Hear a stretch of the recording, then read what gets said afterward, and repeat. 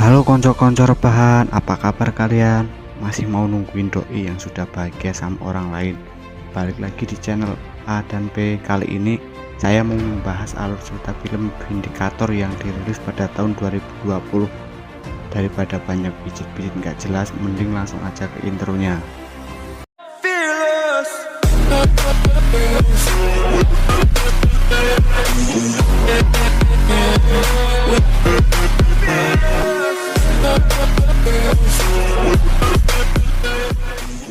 Di awal film kita diperlihatkan ada tetangga saya lagi minum teh anget ditambahin gula jawa.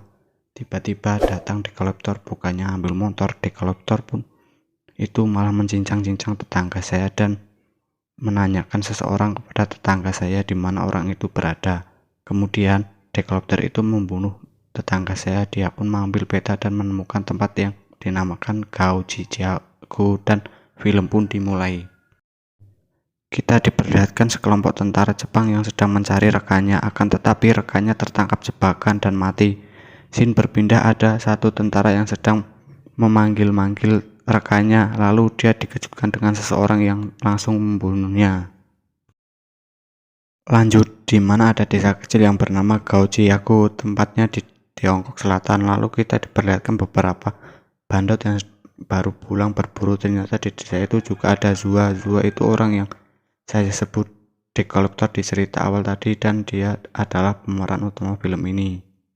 Malam harinya mereka pun berpesta makan besar dari hasil berburu tadi siang. Di sini kita diperlihatkan seekor betina yang sedang hamil bernama Yi. Yi itu pemeran kedua dari film ini.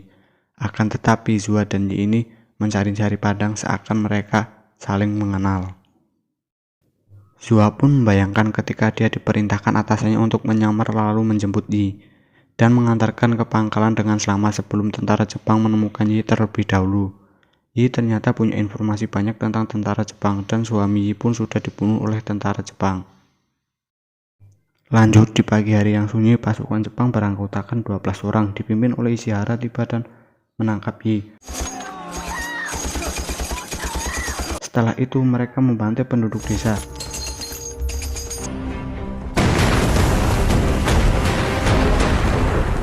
Hanya Zua yang berhasil melarikan diri hidup-hidup.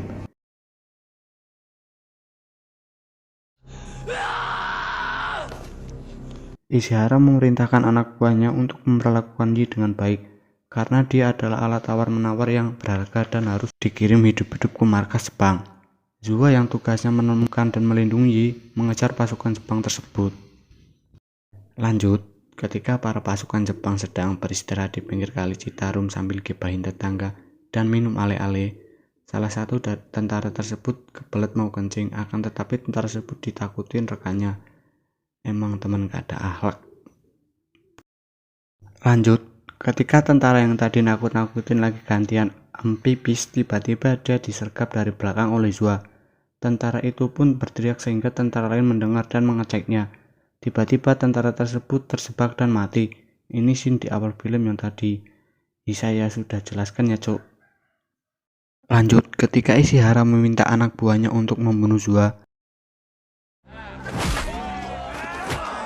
Ye pun bernyanyi sedih sampai Zua membayangkan ketika mereka jadi partner kerja, bukan partner wik-wik ya. Dan di sini dijelaskan bahwa Zua dan Yi adalah partner tentara Tiongkok. Lanjut, saat anak buah Ishihara mau memenggal kepala Zua, Zua pun berhasil membunuh tentara itu dan melarikan diri. Zua pun dikejar oleh beberapa pasukan sampai di mana Zua berhasil menjebak dan membunuh satu pasukan tersebut.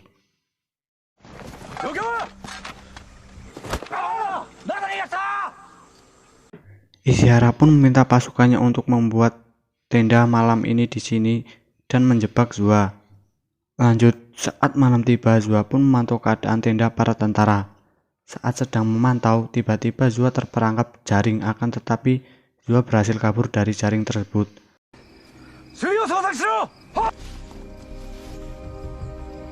Zua mengobati lukanya dengan tanaman hutan. Yang nggak tahu tanaman itu juga saya nggak tahu. Lanjut, pagi harinya Zua membuat jebakan dan mengikuti tentara, akan tetapi Zua tidak tahu bahwa ada satu tentara yang sengaja tertinggal untuk memantau Zua.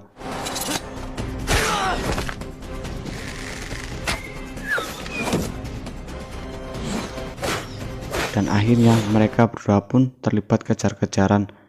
Sampainya di tepi jurang, tentara itu berhasil menembak Zua dan Zua pun terjatuh ke dalam jurang. Tentara tersebut mengira bahwa Zua sudah mati. Akan tetapi Zua berhasil selamat dan bersembunyi di balik bebatuan. Lanjut, para tentara pun beristirahat di dekat danau Samosir. Saat sedang istirahat, Ye meminta izin untuk pergi kencing dan diikuti satu tentara. Akan tetapi Ye berniatan kabur. Ye pun kabur tanpa diketahui tentara tersebut.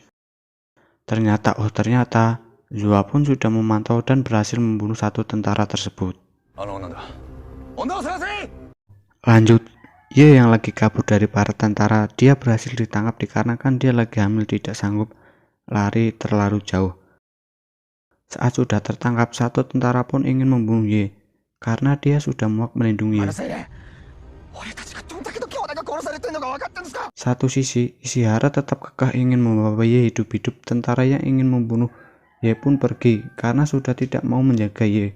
Akan tetapi, Ishihara mengejar dan memotong kepala anak buahnya yang dianggap sudah tidak mematuhi perintahnya. Lanjut, mereka pun melanjutkan perjalanannya dengan sisa-sisa para tentara tersebut.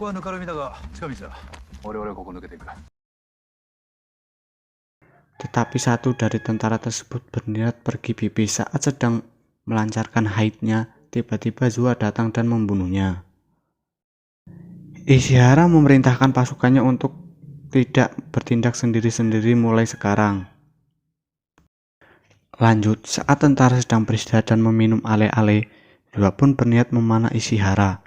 Akan tetapi panahnya meleset dan membuat Zua ketahuan sampai Zua kejar-kejaran dengan dua tentara tersebut.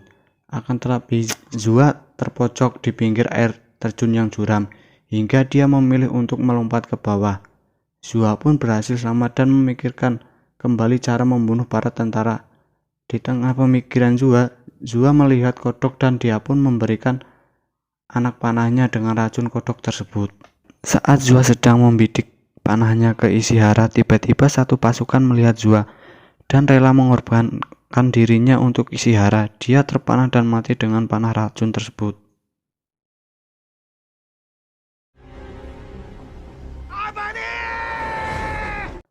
Lanjut, tiga pasukan tersebut melanjutkan perjalanannya sampai di mana ada gubuk tua. Mereka mendengar ledakan dan menghampirinya. Ternyata di sana ada Zua. Mereka pun terlihat pertarungan. Akan tetapi Zua berhasil membunuh mereka semua. Namanya juga pemeran utama, kalau mati ya nggak bakal ramai ini film.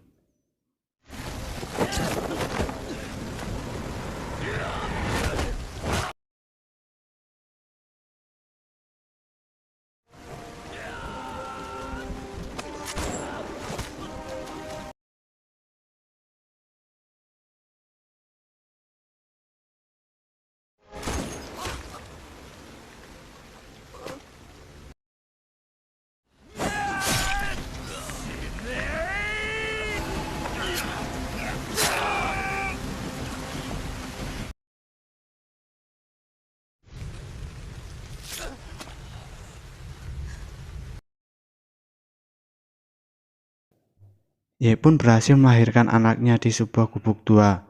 Ye pun meminta Zua untuk menjaga anaknya.